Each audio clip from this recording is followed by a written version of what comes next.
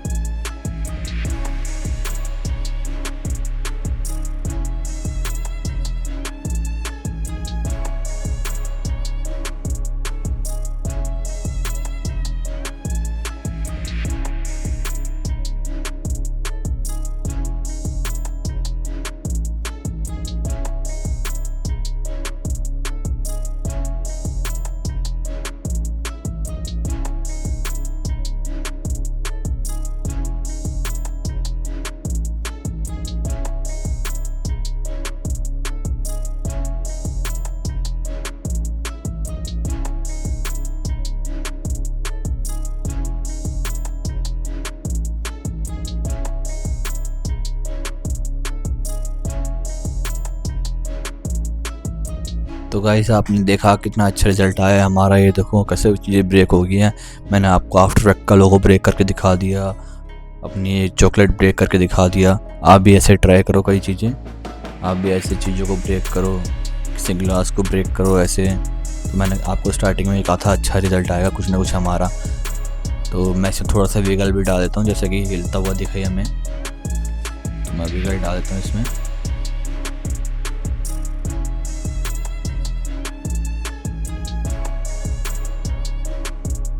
मैं आपको स्क्रीन बड़ी करके दिखा देता हूँ। देखो कितना अच्छा रिजल्ट आया हमारा। तो आज के लिए इतना ही काफ़ी था। मेरी वीडियो को लाइक कमेंट सब्सक्राइब ज़रूर करें। बाय बाय, मिलते हैं नेक्स्ट वीडियो में।